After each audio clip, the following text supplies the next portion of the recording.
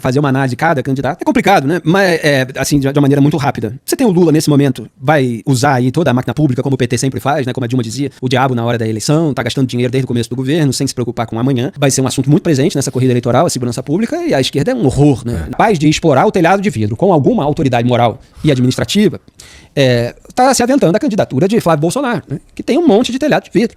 Fala, rapaziada do canal, tudo bem com vocês? Galera, mais um vídeo aí pra vocês aí, um vídeo agora importantíssimo, como todos agora que estamos fazendo nessa última fase aí do nosso canal.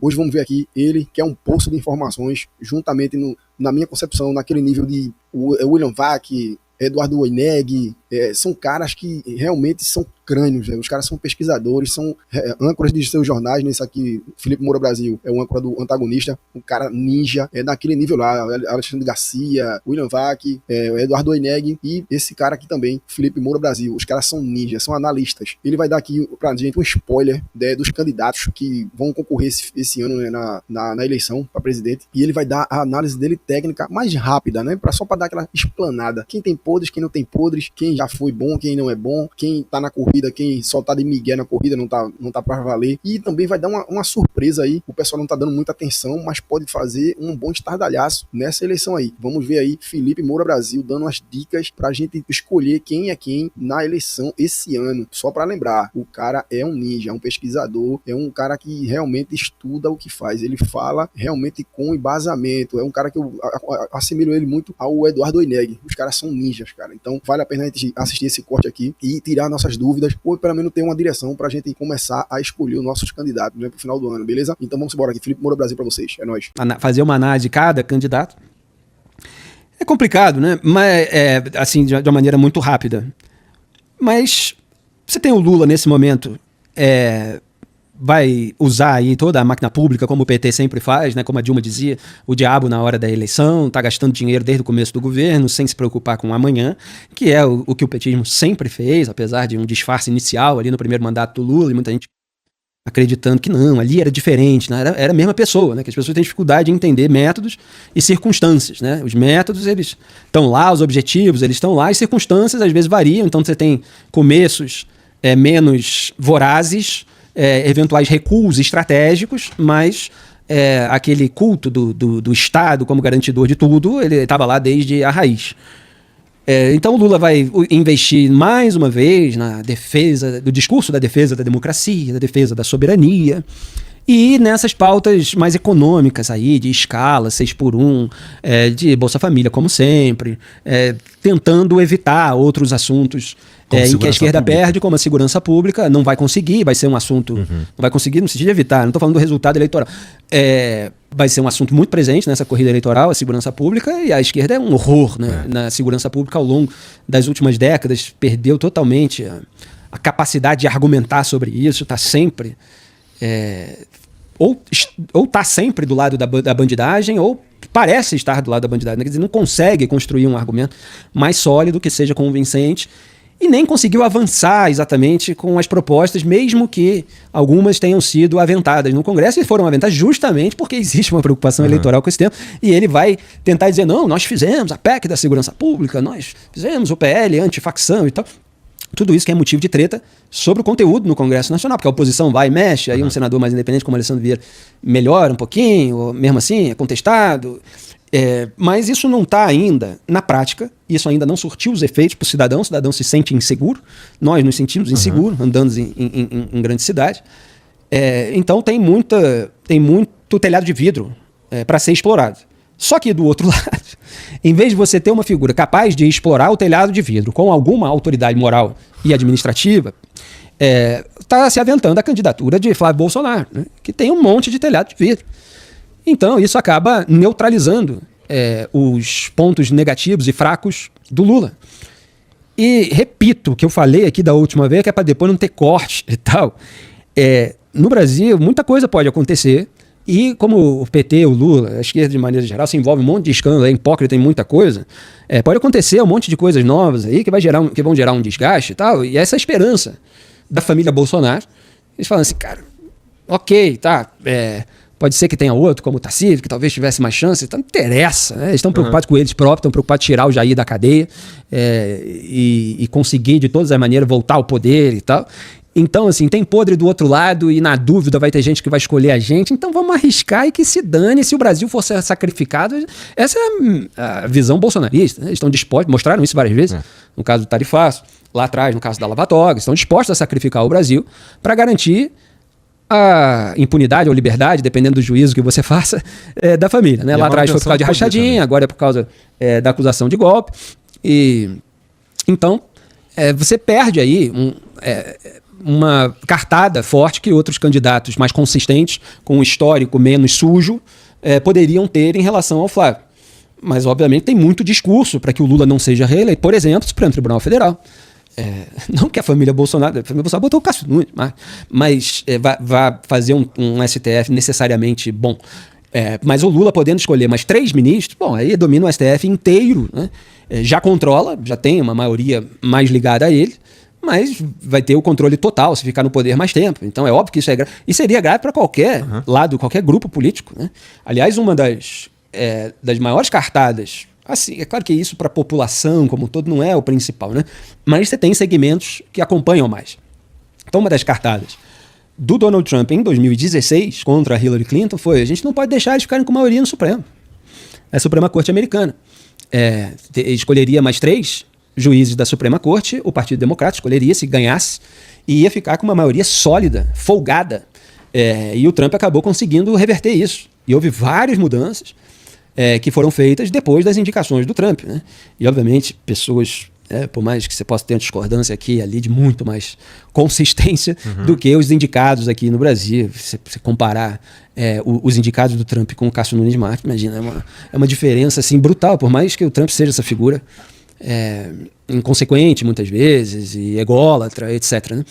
Mas lá existe ainda um padrão cultural que faz com que determinadas figuras precisam ter uma certa bagagem. Né? E ainda há algum tipo de institucionalidade, mesmo que muito fragilizada, e o Trump busca explorar essa fragilidade para assumir o controle de muita coisa. Né?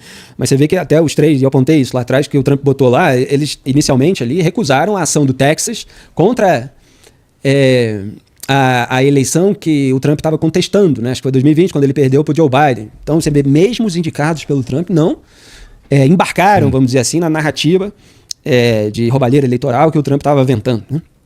Mas, enfim, voltando. Então, você tem esse embate aí. O Flávio Bolsonaro, ele sai de um piso que é o piso de resíduo, vamos dizer assim, da família. Ele não é o pai, não tem o mesmo carisma do pai, não tem o mesmo histórico de 30 anos de Congresso Nacional que tinha o pai, não teve. Claro que teve como deputado estadual que virou senador, mas não teve como pai essa vantagem de ter sido eleito presidente num momento de confluência de vários outros fatores, a despeito do histórico da própria família, né? Mas era um momento de combate à corrupção petista, era um momento de crise econômica do governo Dilma, era um momento de manifestação de rua. Então, o Lula, ele ocupou o campo da esquerda de uma maneira, não surgiu outras lideranças. Tem várias possibilidades no campo da direita, da suposta direita e eventualmente da direita, que está muito pulverizada em razão dessas tretas, em razão de ser refém de um sujeito que está preso. Então você tem pouca gente contestando ao longo dos últimos anos essa família, de modo que os governadores não batem de frente, ficam esperando cair de Maduro a candidatura do Flávio. O Tarcísio tem uma reeleição, né, muito quase garantida, né, não vou dizer garantida, mas é um forte candidato para a reeleição em São Paulo, fica ali esperando para ver se o Flávio vai desistir, se alguma coisa vai fazer ele desistir. Ele está perambulando aí nos gabinetes, nos escritórios, conversando com empresários e tal, tentando conseguir apoio. A maioria tem restrições a ele, porque sabe que a família é aloprada, sabe que o pai está preso, sabe que ele vai se preocupar muito menos com o país do que em salvar a família, que é o que eles fazem há 7 anos agora, mas ainda tem gente que cai. Então, pode ser que ele não consiga apoio suficiente e tal, mas não está muito claro, não sei se eles vão desistir. Né? Muita gente fala, isso aí e tal, mas, e assim, tem gente que fala assim, o sistema vai agir para impedir a candidatura, etc. Mas tem setores do sistema que acham bom que tem um candidato fraco e que o Lula fique e que garanta a República do Escambo sendo continuada. Né? Então, assim, não é uma coisa tão certa, você tem ainda algumas incógnitas aí nesse campo. E aí você tem outros candidatos nesse campo antipetista. Né? Então, o Tarcísio ele não vai bater de frente com o Flávio. Então precisa acontecer alguma pressão em cima do Flávio, o Flávio desistir, aí vai ter uma negociação entre eles e tal, para o Tarcísio entrar, que é uma hipótese que já está sendo diminuída e tal. O próprio Ciro Nogueira falou outro dia que já não acredita, não que o Ciro Nogueira seja parando para qualquer coisa.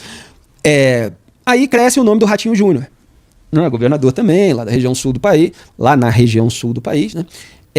E que corre por fora, porque é do PSD do Gilberto Kassab. Gilberto Kassab é esse articulador, né, que é ligado ao Tarcísio. Na esfera federal é ligado ao Lula, é centrão, né?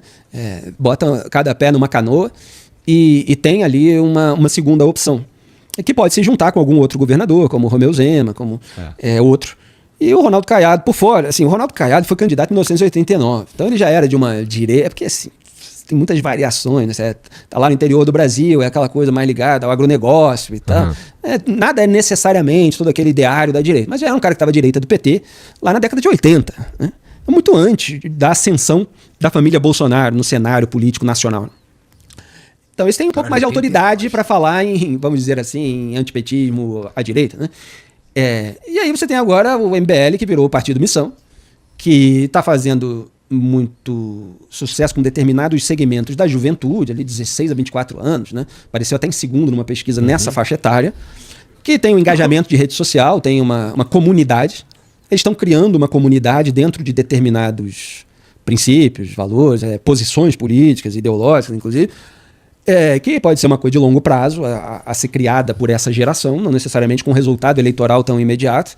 Mas o Renan Santos é esse candidato que está buscando. O Kim Kataguiri é um deputado federal que atua de uma maneira incisiva, com muito mais coerência do que a família Bolsonaro no Congresso Nacional, que aponta a sujeira bolsonarista, a sujeira lulista, mas obviamente eles também se envolvem em um monte de treta, tem uma linguagem mais jovem e mais beligerante, que pode gerar engajamento por um lado, gerar afastamento e repúdio por outro, às vezes numa empolgação, prega uma coisa, de que a militância tem que ser assim, como as outras são também e tal, e isso gera crítica nas redes sociais. Você tem lá um monte de embates agora, Nando Moura, outros influenciadores aí que criticam muito e tal. Então, mas é um discurso, vamos dizer assim, que está fora dessa polarização bolsonarismo e lulismo. E o ideal, para você ter um quadro mais completo, estou dizendo assim, de defesa de determinado segmento, mas o quadro eleitoral ele tem que ser um pouco mais completo, né? O brasileiro tem que ter opção. Opção para ele escolher qual que é mais do agrado dele. Então você precisava ter mais candidaturas diferenciadas no campo à direita e mais candidaturas diferenciadas no campo à esquerda e candidaturas ao centro, como um Eduardo Leite, como uma figura assim. Você vê que até o Aldo Rabelo está agora, né? Que era um cara que tinha um vínculo com a esquerda, que adotou um discurso agora mais crítico ao STF, nessa questão do golpe também e tal. Tem um aceno ali para um vice que foi ligado até ao bolsonarismo. Enfim, uma figura diferente, né? Então você tem ainda uma incerteza aí sobre quais serão as candidaturas diferentes, mas dificilmente você vai ter muita diferença em relação ao lulismo Bolsonaro. Você tem as candidaturas satélites, né? Aquela pessoa que está esperando só, está fazendo ali um apoio no primeiro turno para depois se juntar no segundo turno, ou outras candidaturas, como o PSOL sempre faz, né?